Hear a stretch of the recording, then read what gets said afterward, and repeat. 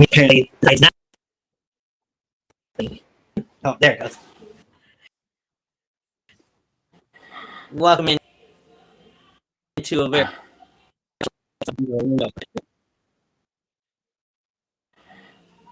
We'll just go with it for now. We're going to do very special. And maybe it's done. We'll see.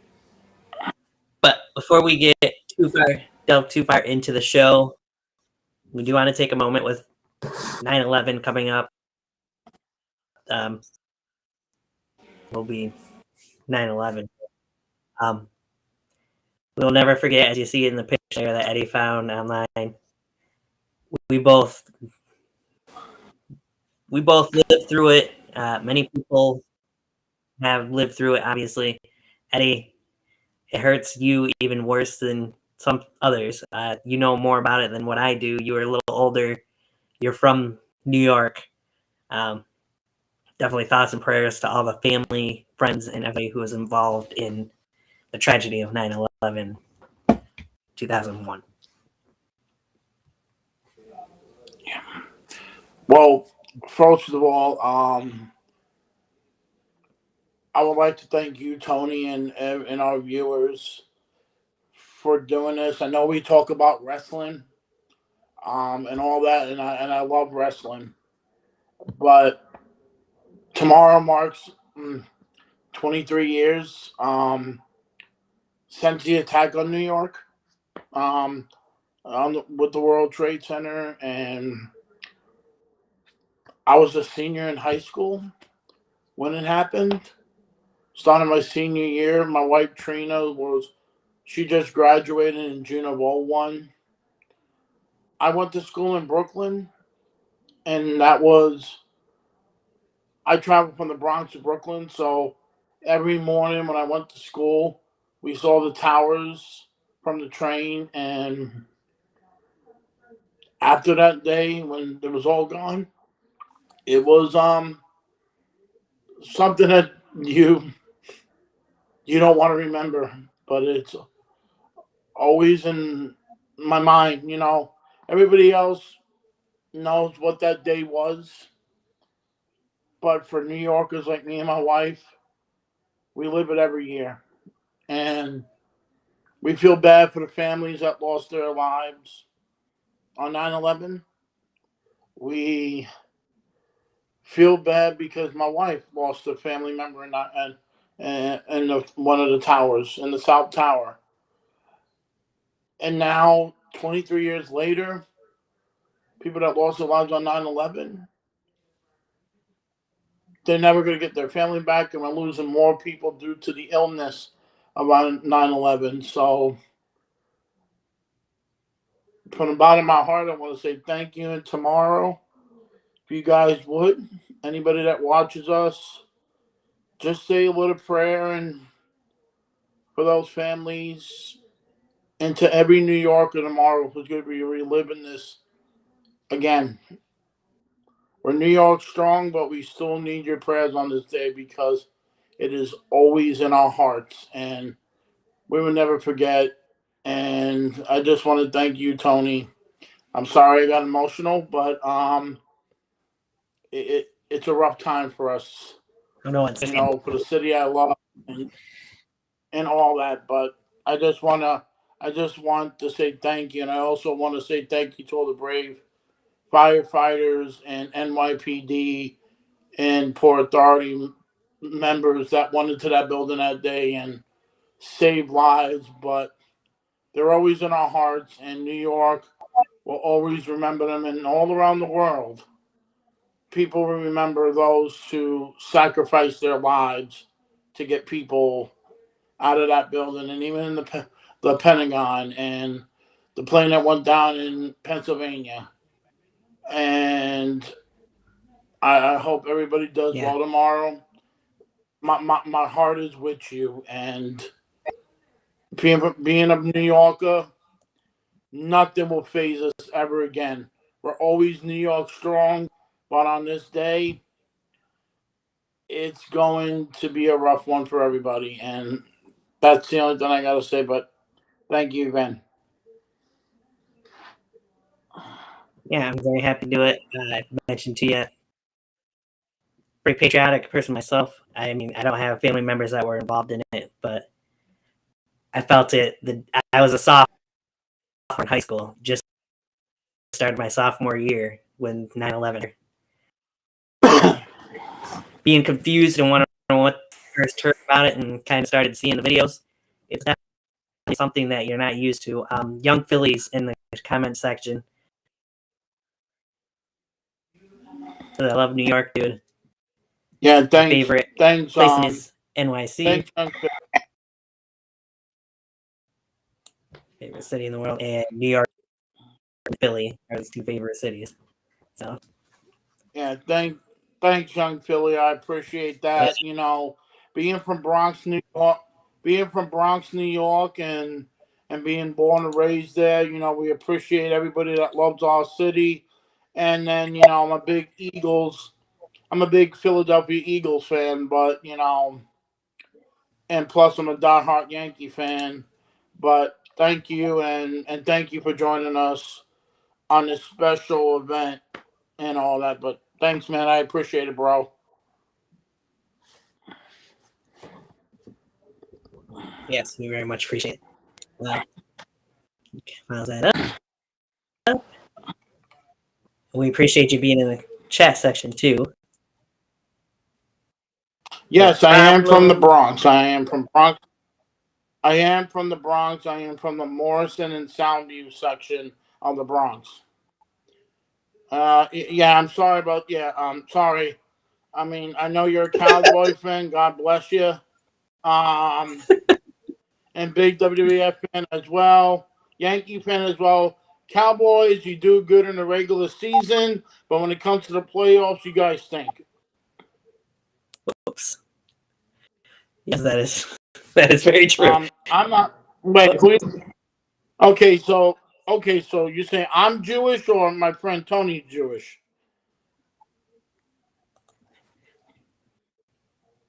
Probably was saying it about me, wish to me. So, but I don't know. I Well, flip flopped us. So I'm po- well, I'm Polish, Irish, and Italian.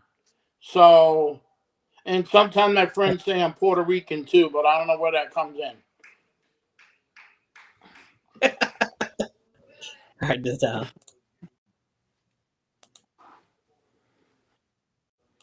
in. Exactly. Playoffs we still what the Cowboys do. Should But I was saying it about me? That's kind okay, of cool. Hey, too. hey, young Philly, I got something to ask you, my brother. If you like what we do here and you keep watching this, please subscribe to us and leave a comment anytime you want to see something of favorite WWE. So we appreciate you. So I'm gonna ask Tony, do you like gefilte fish? Do I like what? Do you like gefilte fish? No. Okay, good. Yeah, young Philly, we're gonna have some great stuff coming down the pipeline. So we would like you to describe and leave a comment with our next one, which will be a retro of Bad Blood 97. So look for that one because the anniversary is coming up from the Recarnation one. So yeah, that's true. But yeah, I mean, do what you got to do. We love every comment and subscribe to our channel. And you know what? We're going to give you the best quality of WWE action. And we also did look at our other ones. Oh yeah, most definitely. Look at our most recent one. We did WCW, Bash at Berlin. Just do what you like. Wow, Bad Blood is on your birthday. Well, happy early birthday, young Philly. Happy early birthday. Thanks for all the comments. Yeah, we enjoy this, getting a little interaction involved here. So, oh yes, I we do both too remember. because I do too because I'm old enough to know it.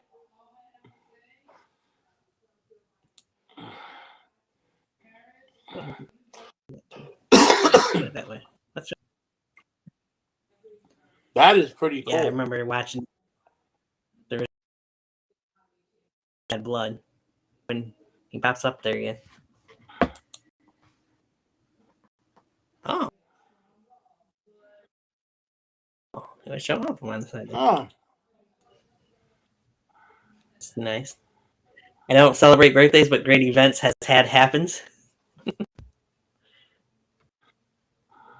Oh, I guess I don't need to show it there. Hey, I'm at an age right now that I. Yep. Yes. I'm at an age right now, young Philly, that I don't care. I'm still celebrating my birthday because people just want to buy stuff for me. Right? I did not know you could do it this way, but that's cool. I like having the comments on the side. Oh yeah. Yeah. Who am I thinking? It looks like I'm. That's what you're centered. I know I'm not centered, but that's okay. I don't care. I want to top 3 wrestlers. Nice. Top 3. I'm gonna give it to Tony. Tony, let's do you. What's your top 3 wrestlers? Oh, I thought he was saying Kane was one of his top 3 wrestlers, but I could still say who my top 3 wrestlers of all time are. I won't go fully in order, but Stone Cold Steve Austin is definitely up there in the top 3. And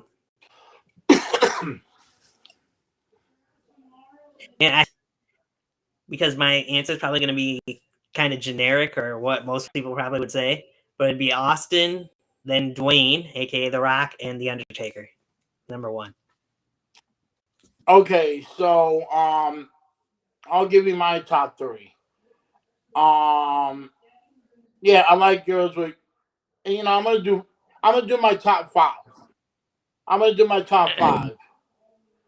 My number 1 is always going to be the Macho Man Randy Savage. Oh yeah. Number 2, old Stone Cold Steve Austin.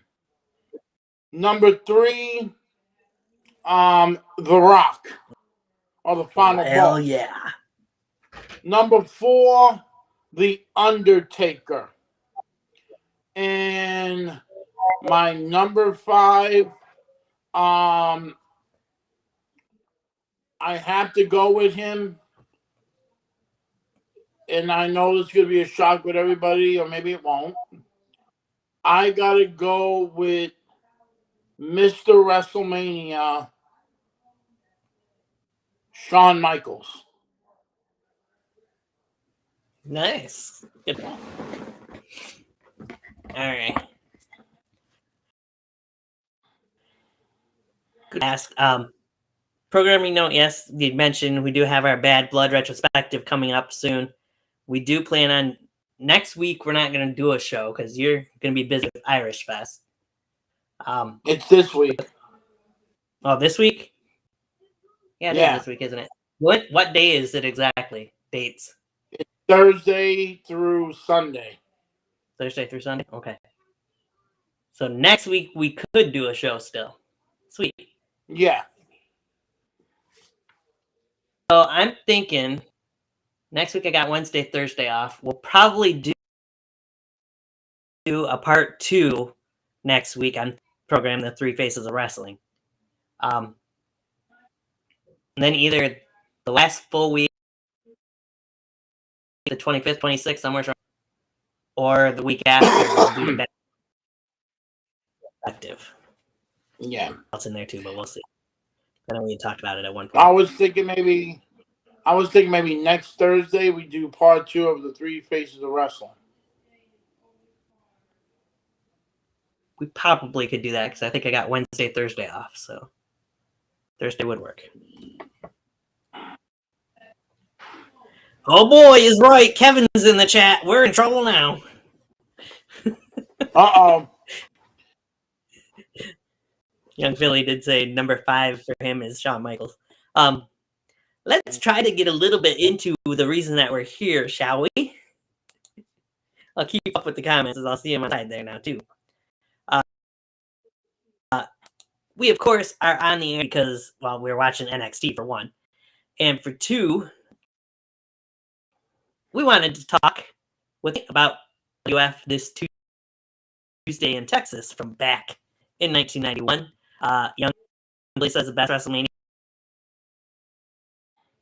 is WrestleMania 17. Many people would agree. Also says, "Sup, Kevin?" Kevin says, "Finally got around to watching you because I was busy with the EP show." That's okay. We just started not that long ago. Eddie, this Tuesday in Texas, why don't you fill in the viewers as to the events this Tuesday in Texas? Why they had that as a show? Okay. Made another wrestling friend.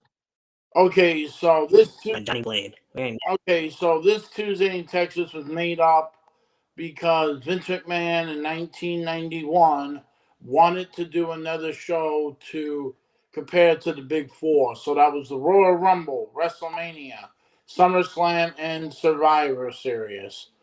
So leading up to the Survivor Series, the main event for that match, was for the World Wrestling Federation Championship.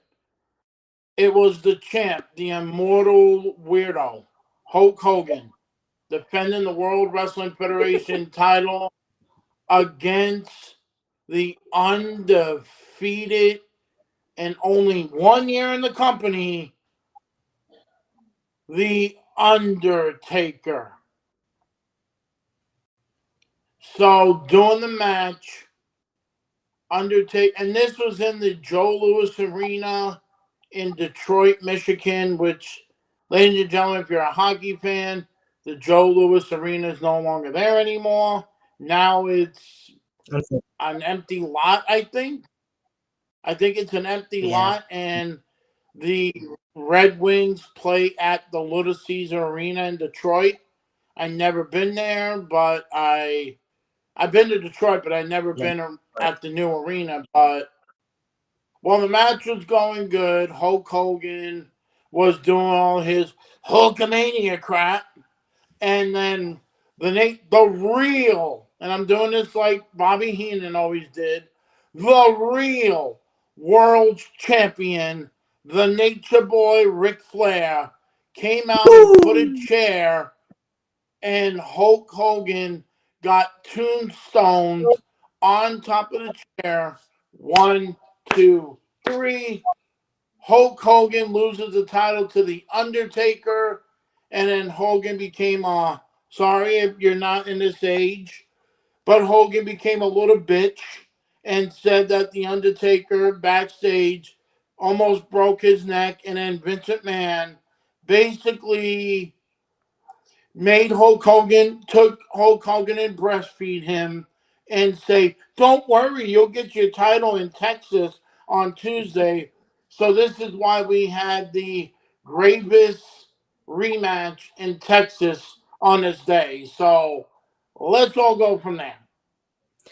All right, Young Philly says, "What do y'all mean WWF this Tuesday in Texas?" That was the name of the paper that we're talking about, that we're doing a retrospective for right now. It was a show in 1991, just after Thanksgiving that year, and the main event, as we'll get into eventually, was the rematch between The Undertaker and Hulk Hogan for The Undertaker's WWF Championship. Young wrestlers Goldberg. Well, I'm sorry to hear that. Hey, Tony, this is what it is right here. Young Philly, sorry. He's got the picture up. That's the picture.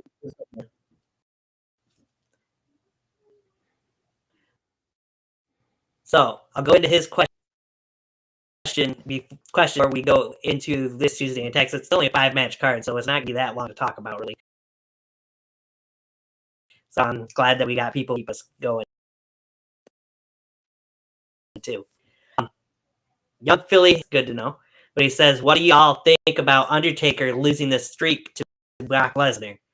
I hated it, and I still think to this day it was the wrong decision. I agree with Tony that I feel like Undertaker's streak should have been ended by somebody that was not only established. It should have been somebody that actually. It should have been it should have been gave it to Bray Wyatt. That would have been a guy I really wish that they kept the streak going until Bray Wyatt, and then Bray Wyatt becomes the new Phenom.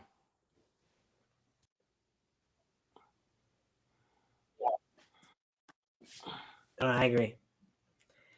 I got you. Because my connection keeps going in and out. There you go, my brother.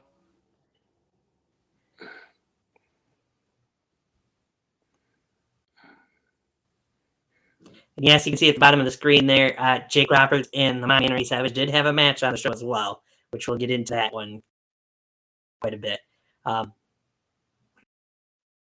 Young Undertaker there for sure. Also, Young Philly, also, y'all think the Undertaker streak shouldn't have gotten broken. I agree with Eddie that if they were going to break it, which I understand that they probably should have at some point, I personally still feel like the Undertaker should have just retired undefeated. That's me. But if they were going to break it, then somebody like a Bray Wyatt or a Roman Reigns should have been the one to end the streak, I feel like, not somebody like Brock Lesnar.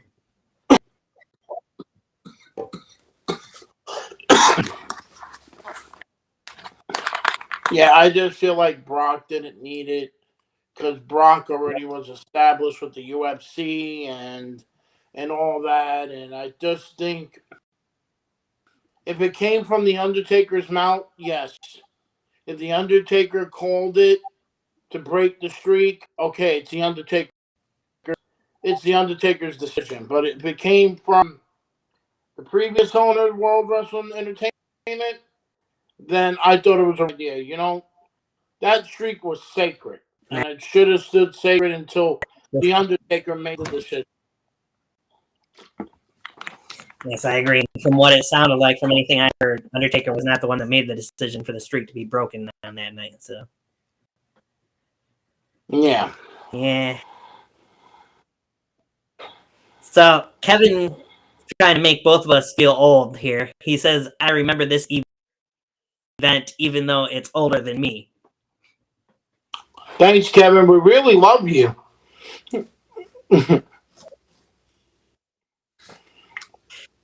One pal.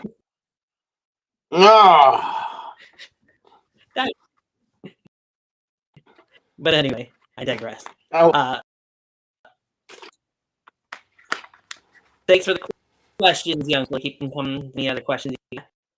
We'll get to them as we go along. So the first thing we're going to talk about for this Tuesday in Texas, including the Legion of Doom, the WWF Tag Team Champions at the time, they had 2 matches, dark matches. Now, remember, this show was in San Antonio, Texas. The Rockers part of Genetic San Antonio's own Heartbreak.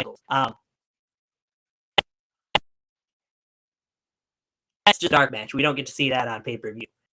But they would follow that match up as the Legion of Doom would also defend the tag team titles as the Nasty Boys in the match afterwards. Let me check. I think it was the Natural Disasters. Look it up for sure.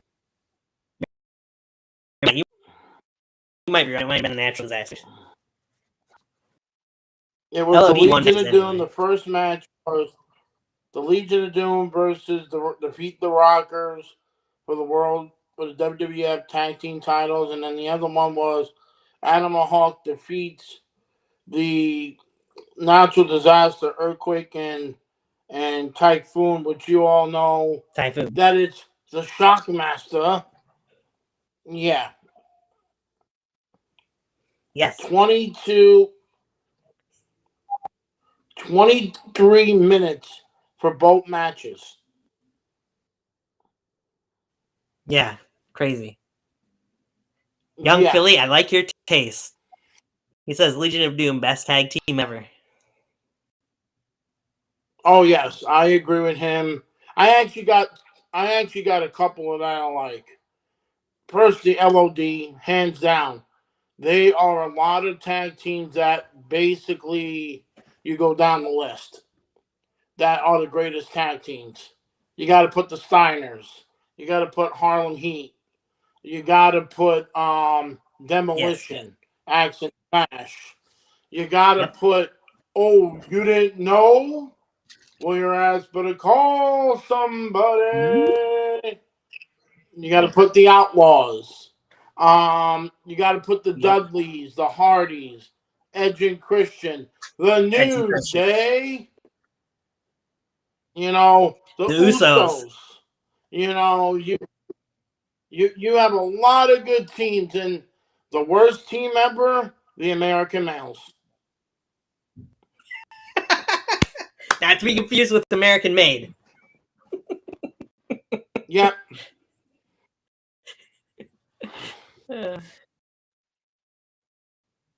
That's Harlem Heat, Booker T and Stevie. All right. Or when they first came into WCW, they were called Kane and Cole. Yes. There was a lot of decent matches that happened on the dark matches. You and I talked a little bit about it off air. The different matches they had came off of pay-per-view instead of some of the matches that were on there. But what we got, these 5 matches did kick off with the Intercontinental Championship being on the line as Bret Hitman Hart reached the entrance as the Skinner is already in the ring to start the show. So you get Bret Hitman Hart versus Skinner for the Intercontinental Championship to kick off the show. It was a pretty decent back and forth match. Skinner had control for quite a while. Bret got his comeback. Bret did what Bret usually did towards the end of matches. Big moves and getting the sharpshooter in for the tap out and victory to retain the title. What was something for you that you remember or that kind of sticks out in your mind from that match between Skinner and Hitman? Well, like you just said it, you know, the Hitman Bret Hart, one of the greatest technical wrestlers of all time. It was a typical match. At the time, Bret was just coming off in August of '91 at Madison Square Garden, which I went to that match. He beat Mr. Perfect for the Intercontinental title, went on a great run, and then at the time of this pay-per-view, Bret was wrestling the Mountie and doing a storyline with him, and then at a live event in Hershey, Pennsylvania, I think it is, I'm not sure. The Mountie won the Intercontinental title, and then the next night he lost the title to Roddy Piper at the 1992 Royal Rumble, and Piper won his only singles title at the Rumble, winning the Intercontinental title. I mean, Bret won it back at WrestleMania 8 and then lost it at SummerSlam to his brother-in-law in Wembley Stadium.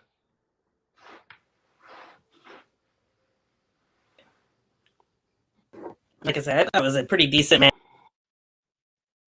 to kick off the show. Skinner looked good at there, but Bret got the win as you'd figure.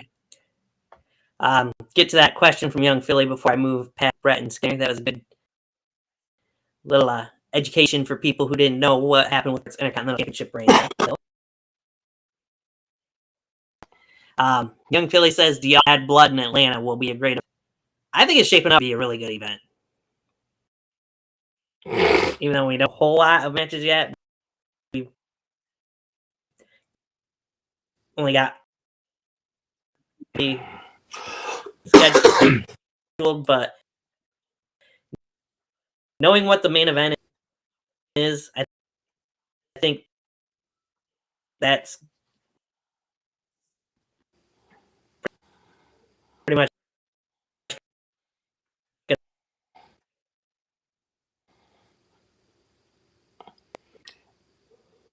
I agree with Tony. Okay, there you go. I agree with Tony. It looks like a good card. It looks like a good couple of matches that have been announced. the Hell in a Cell match with Punk and Drew McIntyre is gonna be great, but can it live up to the Taker Shawn Michaels Bad Blood pay-per-view? Because that one was off the chain. I mean, That's true. first Hell in a Cell match to this one, we'll see. Yes, there are 3 matches that were announced on Raw last night for Bad Blood. We got Damian Priest versus Finn Balor. Liv Morgan will be defending the Women's World Championship against Rhea Ripley, and CM Punk versus Drew McIntyre inside Hell in a Cell. And their trilogy. So, and see what happens. As it comes to, it's looking like it'll more than likely be Sami Zayn versus Gunther for the World Heavyweight Championship. No, 97 never can match up to it. But the question is, and I think would answer this upcoming Friday, what is Cody Rhodes going to do at Bad Blood?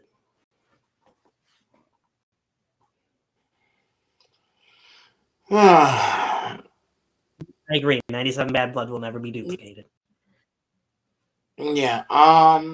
It's really trying to figure out because trust me, I feel like nobody knows what's gonna happen with Cody because who is he gonna face? I mean, is it gonna be a bloodline Kevin Owens helping him in a tag team match again, or who knows? Are we gonna have a rematch with Solo and him at Bad Blood? Because somebody's gonna interfere in that cage match. But I would love to see the Samoan werewolf and Cody at Bad Blood. That would be a match that I wish they would go pull the trigger on. Yeah. WrestleMania will be 17. Best one yet. Yeah, they'll never duplicate. I agree with that. But we'll see what happens there. It's funny that he says, "Trust me, dude," because "trust me" was 2 words that go hand in hand with the next match that happened at this Tuesday in Texas. What led up to this match between Jake the Snake Roberts and Macho Man Randy Savage, Eddie? Well, we got to go back to. We have to go back to even when he wasn't. Okay, so let's go back to WrestleMania 7. The Ultimate Warrior versus the Macho King Randy Savage in a career versus career match. Savage lost, had to retire. Him and Miss Elizabeth, Sensational Sherry, may she rest in peace, attacked Savage, and then Miss Elizabeth came in and they had that big WrestleMania moment of them back together. Savage went to commentating and he asked Elizabeth on Superstars, "Elizabeth, will you marry me?" And she goes, "Oh, yeah." So let's fast forward, but at the same time, Earthquake took Jake the Snake Roberts' snake, Damien, and crushed him at Madison Square Garden. And no, people, it wasn't a real snake in there. There were hamburgers. So we just want to let people know that it was hamburgers, not a real snake. So they had vignettes all going through the thing about Jake was helping the Ultimate Warrior get a fear of coffins. And then all of a sudden, Jake the Snake Roberts turns heel and the Ultimate Warrior gets poisoned. And then they had that match with Hogan and Warrior against the Tower of Terror and Slaughter, Iron Sheik, and General Hassan or whatever his name was. Um, after SummerSlam General '91, Adnan. Ultimate Warrior, yeah, Ultimate Warrior gets fired because he thought he was better than Hogan, which he was. Um, gets fired from the World Wrestling Federation because he wanted the money from WrestleMania 6 because he thought he was bigger than Hogan.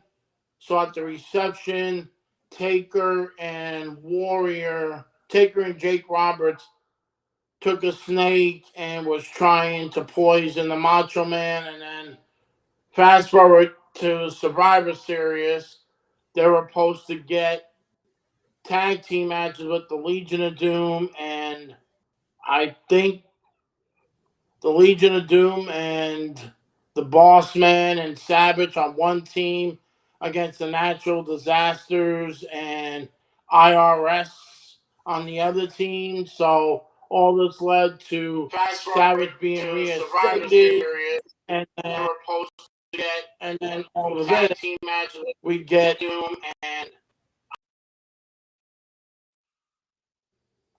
okay, and then you get fast forward on the episode of Superstars. Savage get bitten by a King Cobra. And then this is when we leads up to this Tuesday in Texas between the match of Savage and Jake Roberts with no reptiles at ringside. There you go.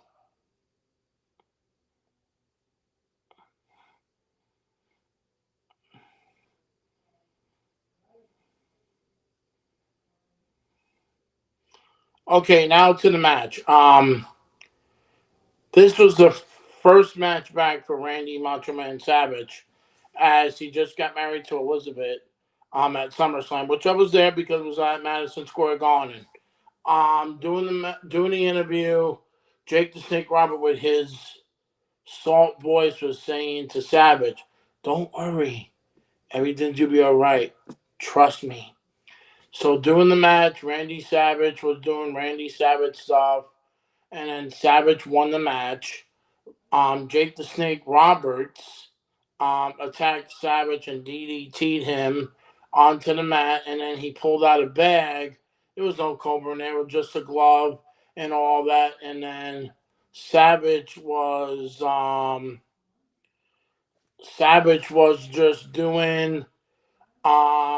Elizabeth came out to have Jake stop terrorizing Savage, and then all of a sudden, and ladies and gentlemen, this is the first time that in World Wrestling Federation history that Randy Savage, nobody knows that Randy Savage and Elizabeth was married in real life. They got married in the 80s, but they had that storyline in 91 that they got married at Madison Square Garden.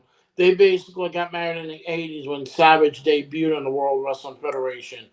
So this is all then and then. This is the first Savage ever got slapped that let Elizabeth get slapped in the face by Jake the Snake Robert.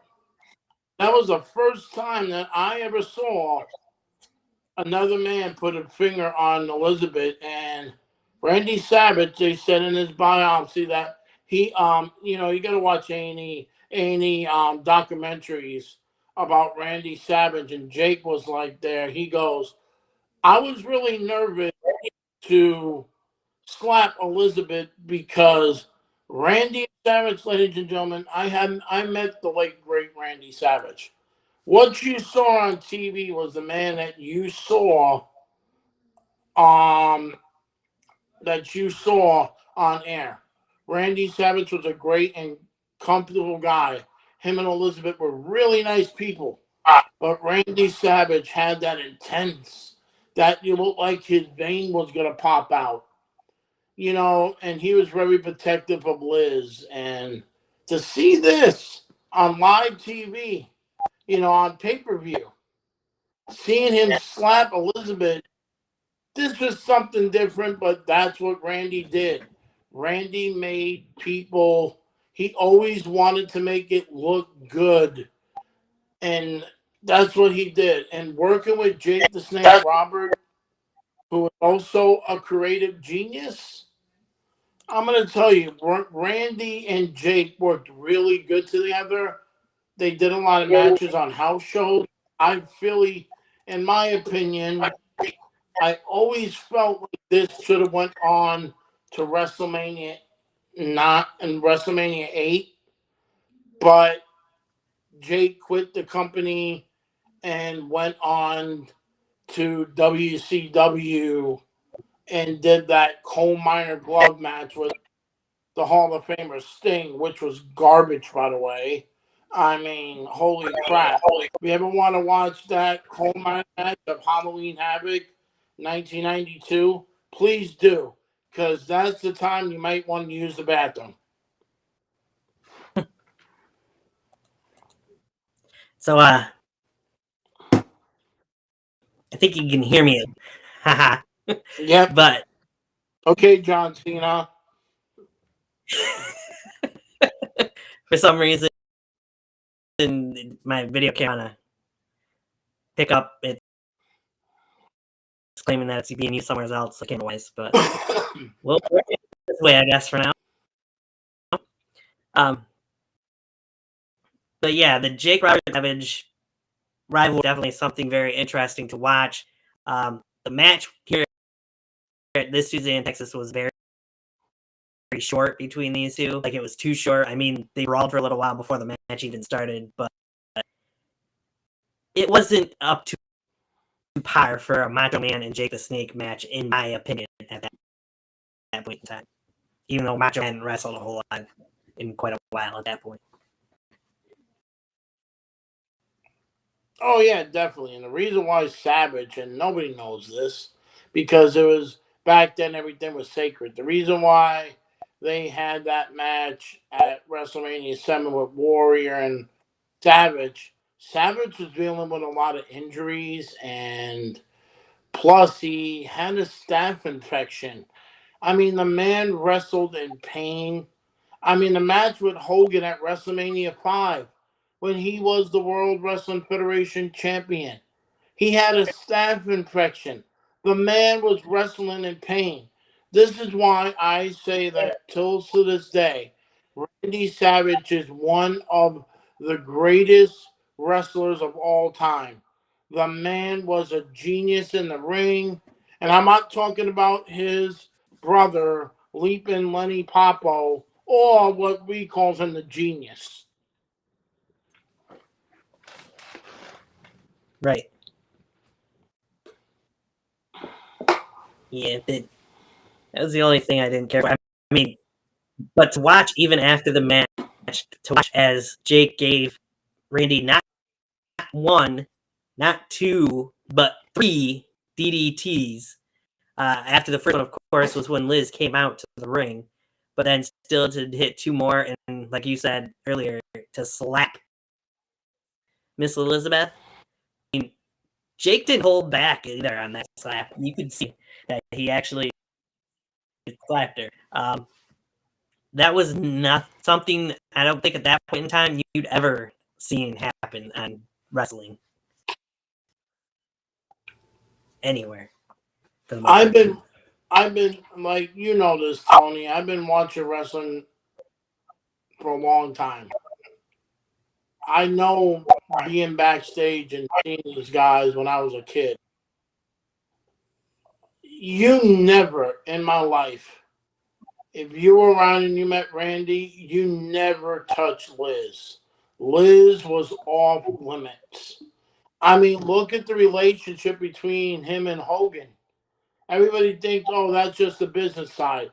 No, Right. he really hated Hulk Hogan because he felt like Hogan destroyed his marriage. And still to this day, maybe it is true that Hogan thought about himself, and all that. But to see that on live TV that Randy approved of that, I'm still trying to figure out why Jake the Snake Robert is still alive today. Because I felt like Randy was Jake will have to run to his car and leave town.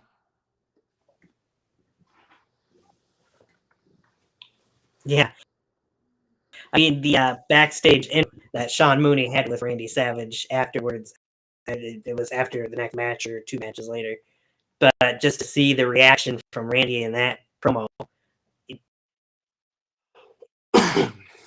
it told you how he was feeling, and you could see he wasn't in character there. He was definitely talking from the heart as he was breaking down. There's a lot about Randy Savage that people don't know. That man, he put a lot of work. He put even if it was something about Liz. If you go back, if you go forward 4 years later after this event, when Liz did that heartfelt message that, and this is when these two were divorced and no longer a couple. Go to WCW Nitro. I forgot what day it is, but go to the one where Liz did the video and Bischoff was showing Savage. Savage was crying that he walked away because that's how everybody knows, and I feel this today, and Tony can tell me how he feels. I feel right now that Randy is up there in peace because I still think to this day that Randy always loved Liz, and I feel like right now they're both up there, and it's a match. And speaking of SummerSlam, like they call it the match made in heaven, I feel like they're up there enjoying their lives because Randy and Liz was always the it couple. I mean, that they loved each other, but they couldn't be with each other because Randy always was too protective.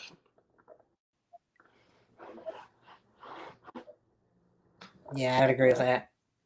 Right on, 100% there. All right.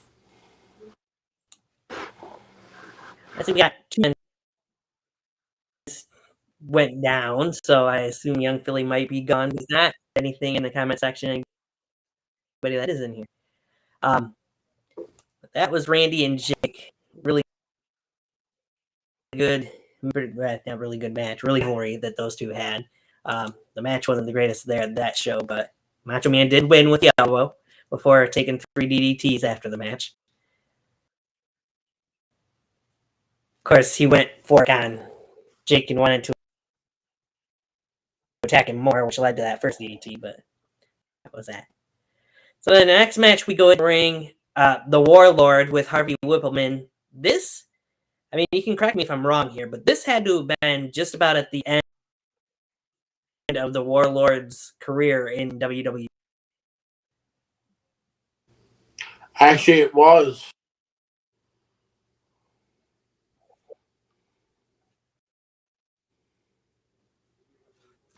So I was gonna say the Barbarian, and I personally from the Warlord was his time as a tag team competitor in WWF with the Barbarian.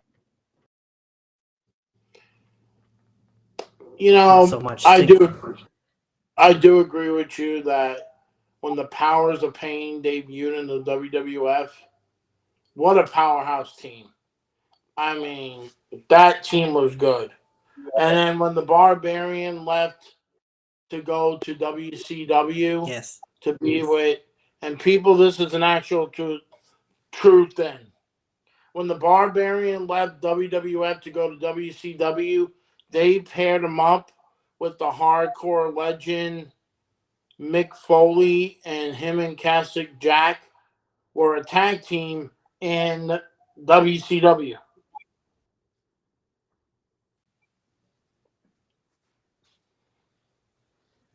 Yeah. Of course, we know a lot of things that Barbarian went through in WCW. Who could forget his team with Meng, of course, as well in WCW. Oh yeah, I mean him and the AKA for Faces people of watch Fear. WCW, but watch Yep, the Faces of Fear and There's another bloodline member we have to talk about. If people don't know who Haku is, he was a king in WWF, and he was one half of the World Wrestling Federation Tag Team Champions with the great late Andre the Giant, and they were called the Colossal Connection. Indeed. Yeah, it was Haku. But anyway, all that just because this was, like I said, I think one of the last, if not the last, matches for the Warlord in WWF, as he would, with Harvey Whippman in his corner, go up against Davey Boy Smith, the British Bulldog. Bulldog was kind of newer to the singles scene himself at this point in time, because Dynamite, I don't remember if he left or if he got fired, but with WWF, and therefore Bulldog had his first singles run. Yeah, he left this match because he felt like he was I think the story, like, he didn't like what Vince wanted to fire him for an incident that happened at SummerSlam.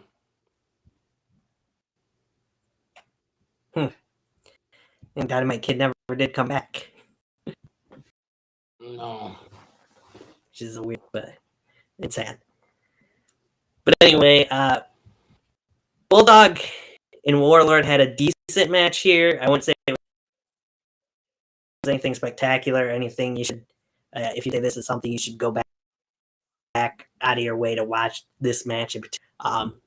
It was all right. Bulldog got the win with running power slam at the end. Not much really stood out in the match to me anyways. I don't know about you, but No. This just was a start to big singles run, or at least the big singles run we thought Davey Boy was going to get leading into, of course, the next year. Yeah, and I just looked something up. The Warlord, he wrestled in WWF until '92, and then he went to World Championship Wrestling in '96. Really? I didn't really remember him going to WCW in '96. In '96, where he briefly reunited with the Barbarian and Assassins.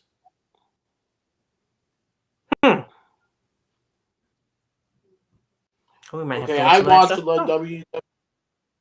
I actually don't remember that at all. Yeah, I mean, neither. I watched WCW a lot too back in the day. Yeah, I mean, that just. But we got to give it up to WWE with the costume that they gave the Warlord. He looked like a giant pickup truck with that shield thing that he wore on his face and that body armor. Yeah. Right. That's for sure. Oh, excuse me. And Harvey Whippleman looked like a barber that just lost his job.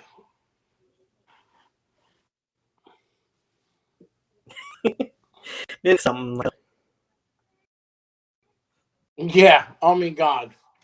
I mean, we could go down the line of all the men that Harvey Whippleman. We could go down to just do a show about Harvey Whippleman of how many men he managed that they look better than him.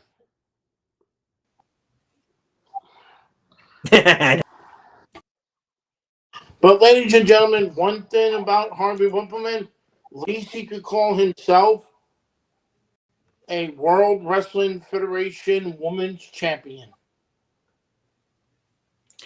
Yeah, I'm not so sure that's something to brag about, but sure. It's true, I know it's not. But Harvey Whippleman could brag about himself winning the title in '98 as a World Wrestling Federation Women's Champion in a bubble bath match. Yes. Unfortunately. It's Jackie. All right. So then we get bent. tag team action. You got Repo Man and the $1 Million Man Ted DiBiase with Sensational Sherry going up against Virgil and El Matador Tito Santana. Yeah, this tag team match happened. Ted DiBiase got the win after some shenanigans.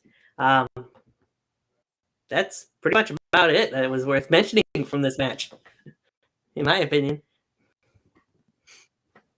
What are we talking about? Exactly.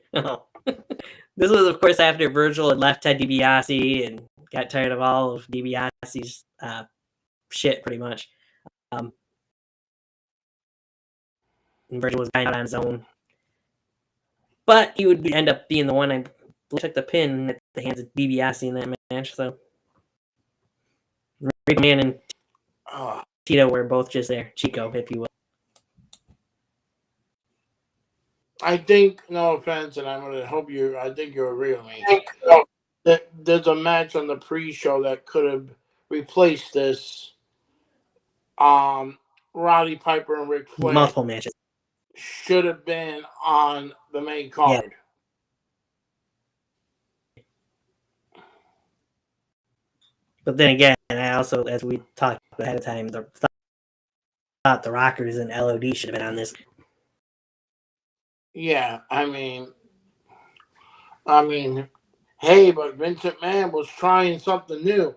Yeah, Tito Santana and Virgil are not the people to help you win votes in a pay-per-view.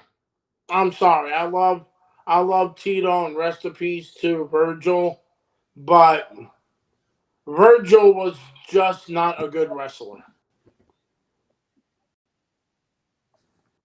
I agree. Fully agree. All right. Well, that brings us to the main event of evening. As the Immortal won. The Immortal Douchebag, the Immortal Jackass, the Immortal whatever you want to call him. Hulk Hogan would get his rematch for the WWF Championship against the Phenom, The Undertaker, with Paul Bearer in his corner.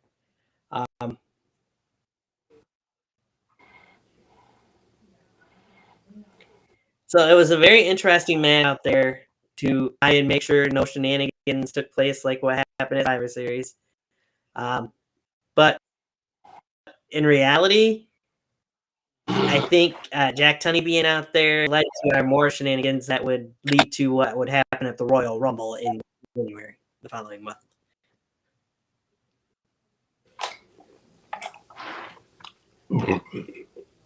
It's a typical Jack Tunney move. Let me be at ringside so I can actually make more bullshit happen. Yeah, pretty much. I mean, it was a really good match. I felt like up till the end of it, but I don't recall for sure if he had done it in a match before that or not. But I do know the Undertaker managed to hit old school match. He went for a second time match, and Hogan stopped him. But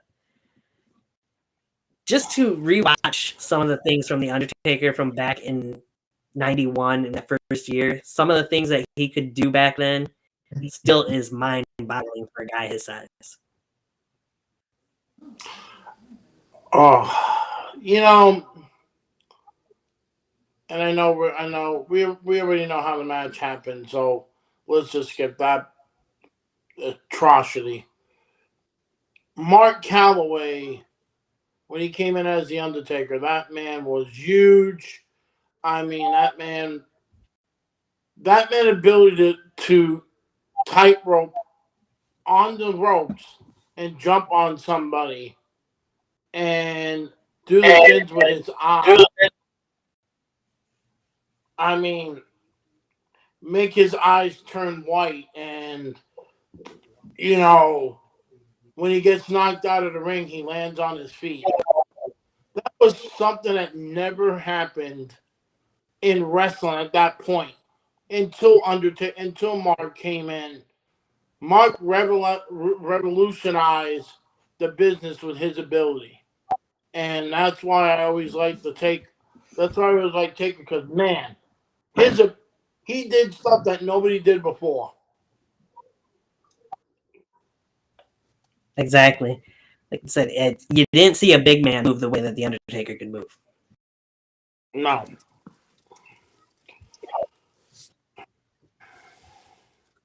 But yeah, as you said, really good match up until the end.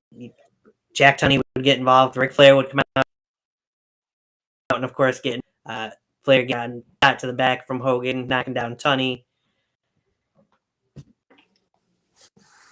More stuff happened in the ring. Hogan ends up with the urn, throwing stuff out of the urn into the Taker's face and roll up for the 1-2-3, but Flair had Tunney up to see what happened, leading to what we know would happen later. But you got to end this Tuesday in Texas out on top because the good guys got to win, brother, even though the Undertaker is from Texas.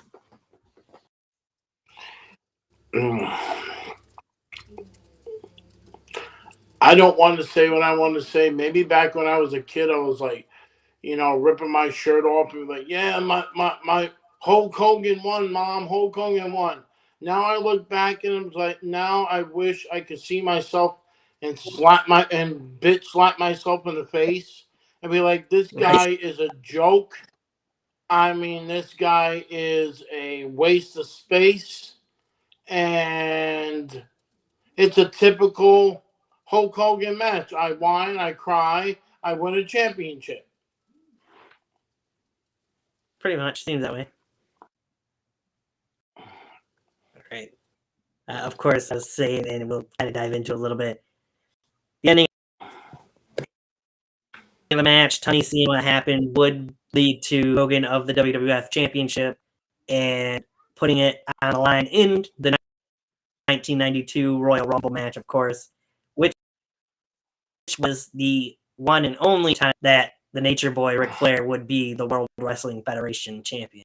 Well, no, sorry, first time. He did win it one more time after that. I forgot. Mm-hmm. Yeah, he's a two-time World Wrestling Federation.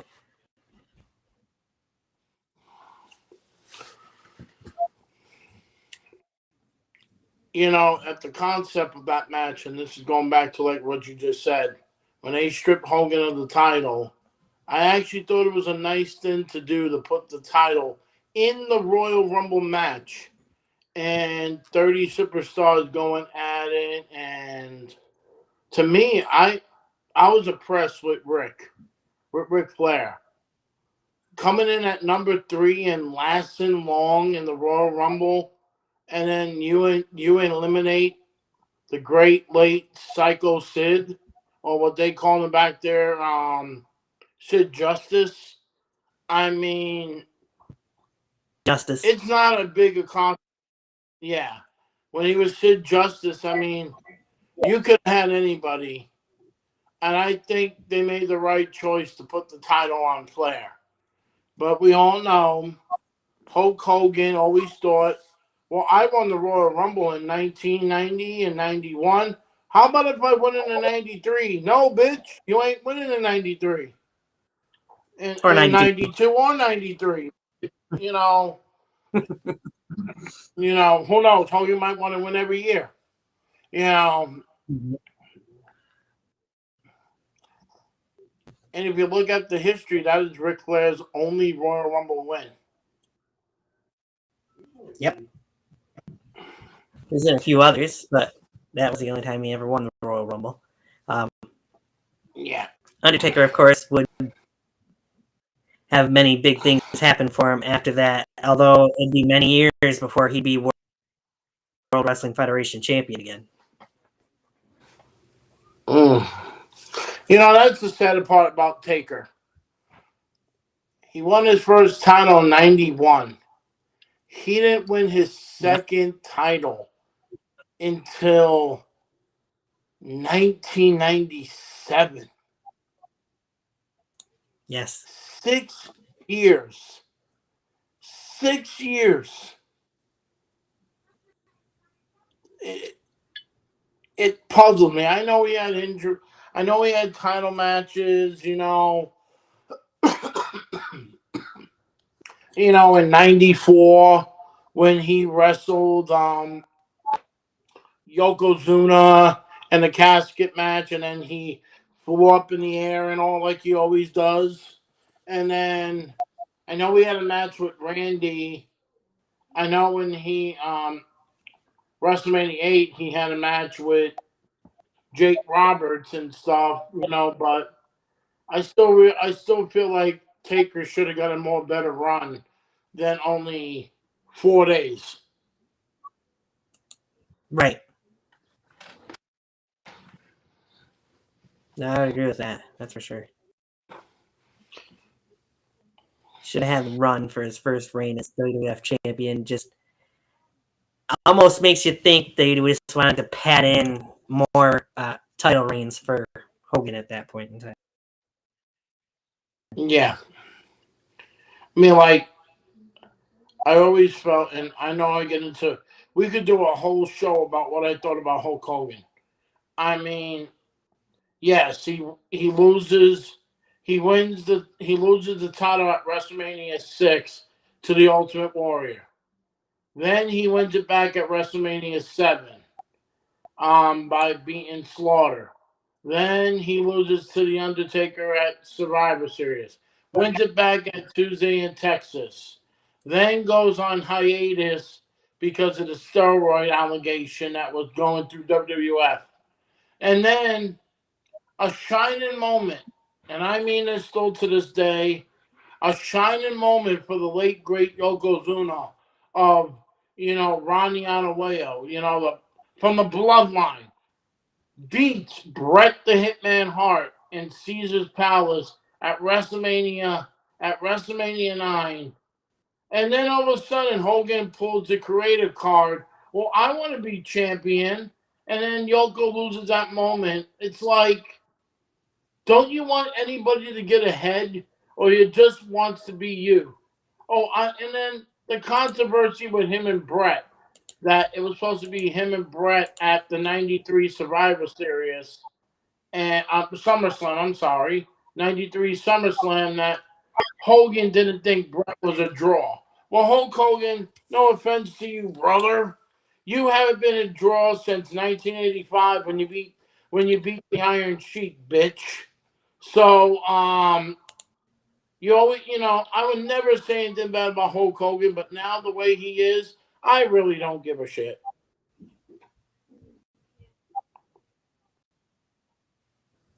Right.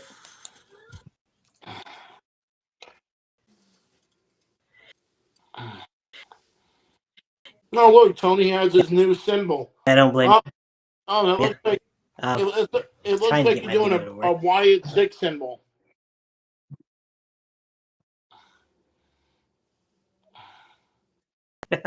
Something like that at BS Studios. I'm trying to get it so that it's me that pops up here, but we'll see before we go off. I did put up the QR code again at the top of the screen. Anybody who's watching now or later, click on. Yep, can always click on that to go to the Tiger Talks Wrestling YouTube channel. And Eddie, what would you say for you would be your overall grade for this Tuesday in Texas? My grade, it was a flat F. It was an F. Apparently, Vince McMahon didn't make it to class and he just threw garbage against the wall. So I'm giving it an F. I mean, it was a weird lineup. There were some good matches, and Savage and Roberts. That's the only one I could give an A plus to. The rest of the card, no offense to Bret, but his match against Skinner was lackluster. But Savage and Roberts were the top dogs. So I got to give Savage and Roberts an A. Give Bret a Rest of the card, no offense Bret to Bret, minus. but his match against Skinner was lackluster. But Savage and Roberts were the top dog. Hey. Hey, there. Yeah, I'm gonna give it an F. I thought the pay-per-view was crap.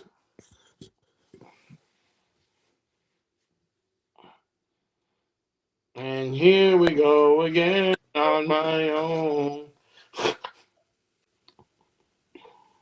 There you go. I don't think. No, but give it time. Give it time. You'll be off in a minute. I know, right? You might be right. Issues. Oh man, I still need to figure out a way to get it so I can be hooked up to the internet. I think instead of just using Wi-Fi, no matter whether we use this or use the other. But anywho, yeah, I'd kind of agree with you. I felt like the matches on the undercard or the pre-show, whatever you want to call it, should have been. Some of them should have been on the main card. I don't know if you knew this or not, but I was looking at some of those matches listed on there the other. Some of those names were actually people that we knew, but by different names in wrestling in some of those dark matches. Really? Yeah. So if you're looking at it, oh wow, I guess we have another comment though. Some of them were no names. Young Philly's back in the comment section. I'll get to this here real quick as you look that up too.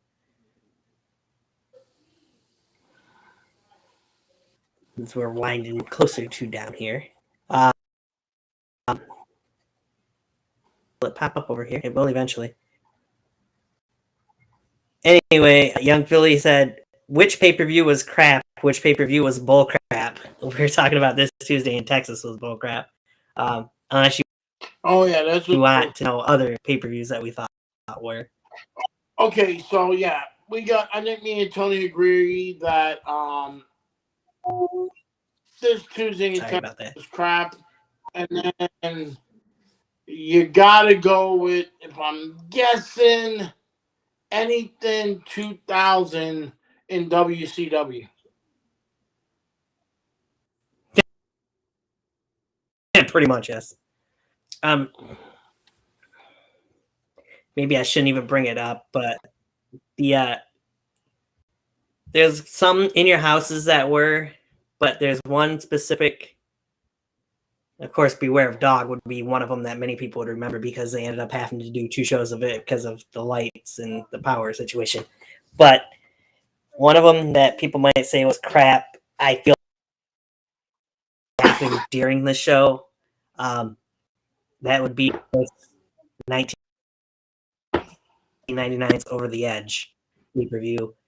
The former, oh my gosh, we'll talk about that. But the former owner deciding to continue the show after the tragedy happened where Owen Hart, of course, fell out of the rafters to his death. And then and there, they should have never went on to that. And I've even seen Jimmy Corderas, who was a referee at that time, on Twitter recently, say about that show. I regret doing anything on it after that happened, but I never want to talk about it again. Which I can't blame him because I'm past that happening. And how could Vince decide to keep going?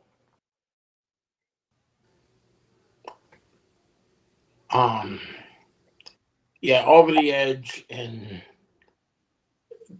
yeah, that moment Owen was that they should have just said the hell with it, clear people out, show's done, let's get it over, because they didn't really want to show that there was still blood in the ring when Owen passed. It was a despicable thing, and I still, to this day, I think they should have just said goodbye to the show for now. Don't keep continuing the show because it's live on pay-per-view. Somebody passed away, but and I see doing the Owen Cup that they made, Tony Khan and AEW made him bring up over the edge. And no offense to Tony Khan, but don't bring up something to Jeff Jarrett where his best friend died and you're putting into a storyline. That's just disgusting.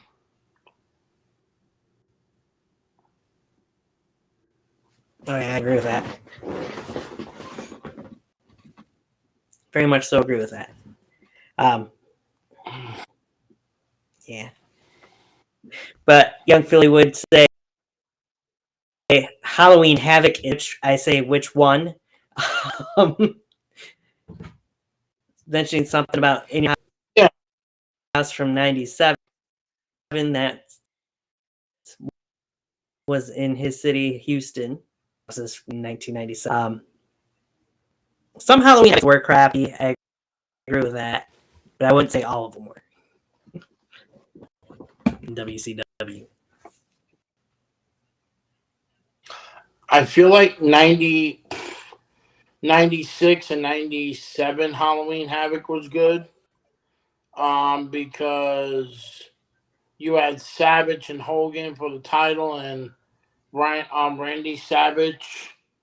Not Randy Savage. Roddy Piper debuted for the company, and then they had the Outsiders win the tag team titles. I don't think that was a crap move. Yeah. 97. Um,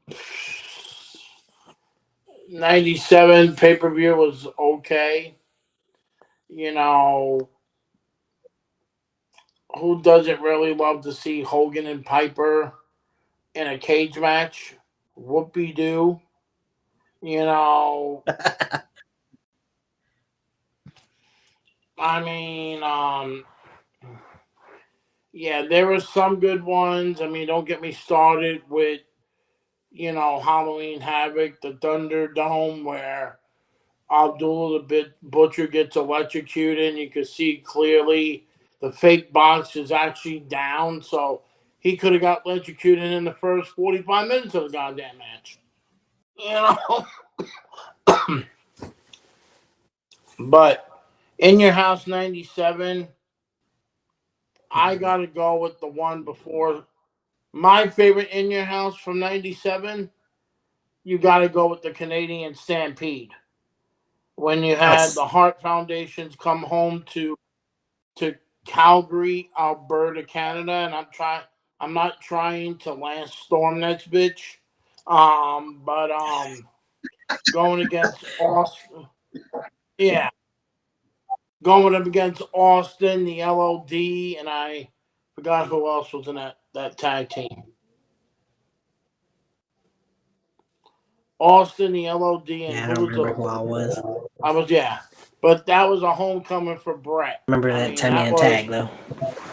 I just can't think of who else was there. that was Ahmed Johnson was maybe one of them. maybe. I mean, that was a good one because that was the arena that Stu Hart used to do Canadian Stampede, so that was a good one. Okay, Philly Mike is that young Philly's asking us, what is the best WrestleMania of all time? I'm gonna give you your Tony. I'm gonna let you go for that.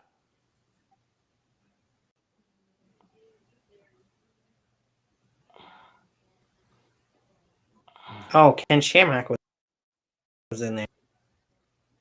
Oh, okay. And Goldust. It was Austin, Shamrock, Goldust, and LOD. Okay. Versus the Hearts. What a team. Tillman.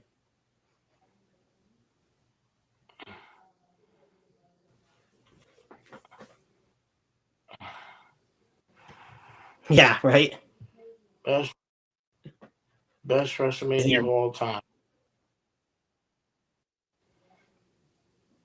I'm gonna let you go first. So I would agree WrestleMania. Yeah. I'd agree WrestleMania 17 is probably the greatest of all time. I would say, man, I really enjoyed that. So many really good ones, I feel like. I mean, there have been some sucky ones too.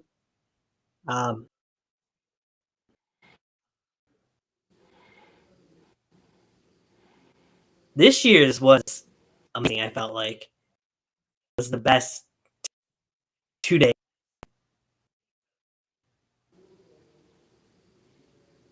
But even like looking back at WrestleMania 20, a really great WrestleMania as well. You had Mickey James beating Trish Stratus in the Women's Championship for the first. Had, of course, Cena and Triple H. And yeah, I understand you saying WrestleMania 17. Like I said, I'd still agree that's the best WrestleMania of all time. But I was just saying there's other contenders out there. Yeah. Okay, so just a lot of good things happened at that WrestleMania. I felt like I got three WrestleManias that I prefer. The ones that I think are my favorite, and I was at half of them. I was at half of them. My first one was gotta be the first ever WrestleMania. Madison Square Garden, 1985. I was 4 years old. Nobody knew how well it was going to be. If it wasn't a success with the first WrestleMania, I don't think we would have 39 WrestleManias that we have now. You know, we have 40 WrestleManias. If that first one would have never went great, I don't think we would have ever had another WrestleMania. I mean, look at the star-studded main event. You got Hogan teaming up with Mr. T from the A-Team, with Jimmy Superfly Snuka in the corner, going up against Roddy Piper, Mr. Wonderful Paul Orndorff, and Cowboy Bob Orton. And then referee for that match was the late great Pat Patterson. Special guest referee was the great late Muhammad Ali. And then ring announcer and timekeeper, Billy Martin and Liberace.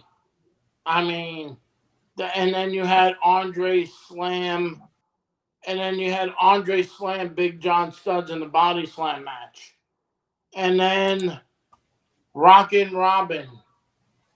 But I'm sorry, Wendy Richter. Sorry, I always get her name wrong. Wendy Richter defeats the Fabulous Moolah to win the World Wrestling Federation title, Women's Champion Ladies World title that she held for 11 years. That was a great one. My second one was WrestleMania 3, Savage and Steamboat. That was a good one. And then you had Hogan and Andre. I mean, two good matches right there. That whole card was good. I mean, that was really good. And then my third one, because I was there at Madison Square Garden 10 years in the making, was the opening match, and then the opening match was the best. Bret the Hitman Hart going up against his brother, the King of Hearts, Owen Hart. And then Bret went on to win the World Wrestling Federation title from Yokozuna. Not the best matches, but Bret and Owen were great together, and they really showed that they were really good competitors.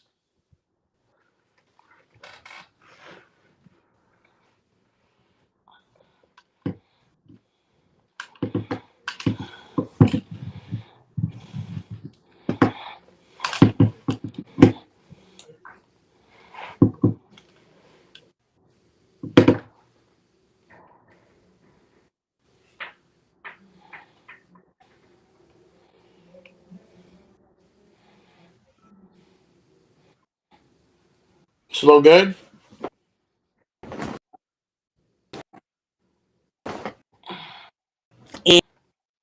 in and out. In and out. Here we go.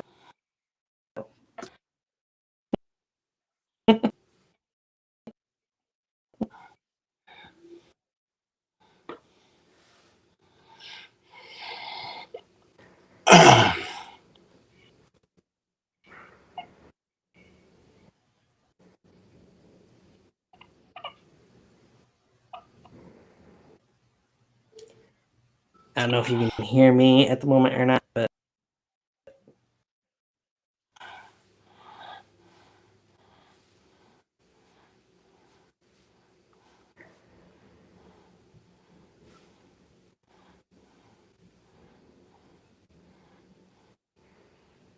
Okay. Tony will be right back with us in a few minutes. He's having some technical difficulties. People, yeah, like we're trying to say, yeah, WrestleMania greatest moment. I also got to go with WrestleMania 12, the Iron Man match between Brett and Shawn. That was a great one too. WrestleMania 17 was a great one. WrestleMania 20, which I was there. It was so different than with Eddie Guerrero winning the title. Okay. Yeah, I mean, we have some good WrestleManias, young Philly. I mean, look, it's amazing how WrestleMania is 40 years, and I've been to 20 of them. I mean, the first 20. I mean, it's amazing how much wrestling I've been watching. But if you look back at some of the great moments of WrestleMania, you got a lot. I mean, the streak was in that WrestleMania. You got Shawn doing his boyhood dream and beating Brett in a great, great technical Iron Man match with two great wrestlers. I mean, you're never going to see that type of heart and dedication by two wrestlers in an Iron Man match that maybe can never be duplicated. I mean, the way I feel.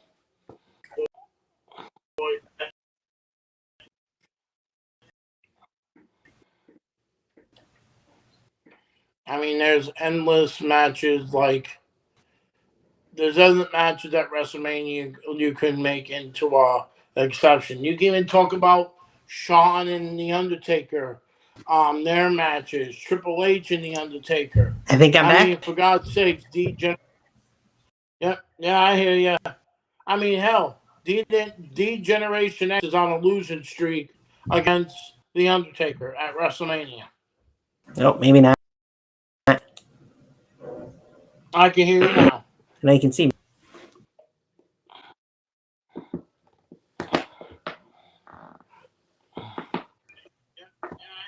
Are we good now? You're there.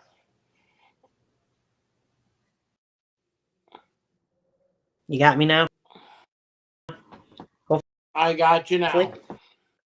Hope that I'm doing this. What the hell? Like, I couldn't tell.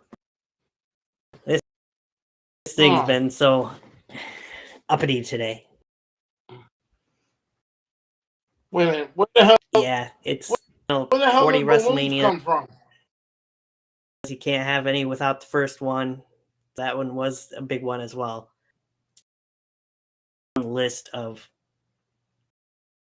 WrestleManias, and everybody's would be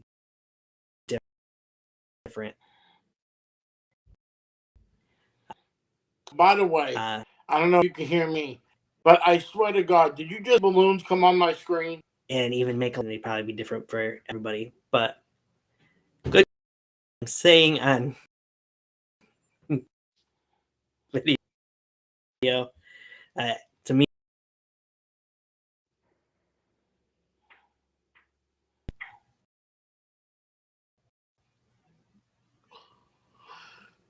there we go. Okay, so now you're not frozen fully.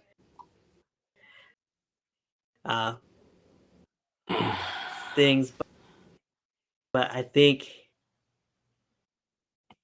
I'm gonna end stream here very soon with all the issues I'm having.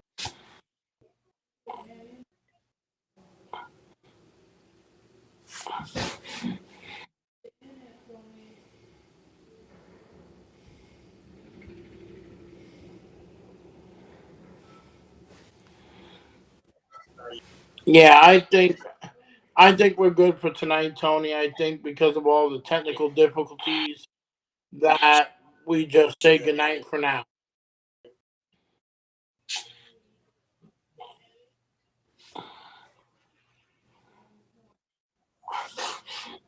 I think we call it a night because of all the problems you're having.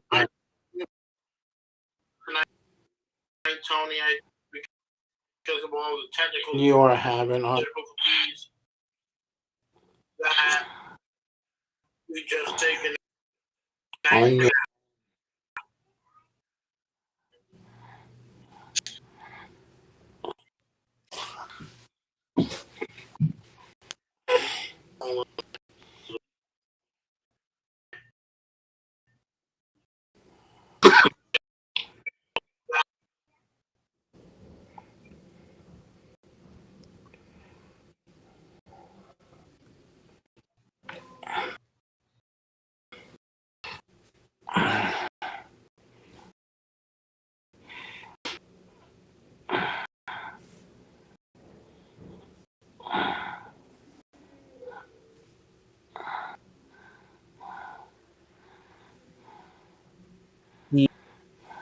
Did you hear me now? I can hear you a little bit. Yes, thank you everybody for coming on tonight. We appreciate it. See you next time.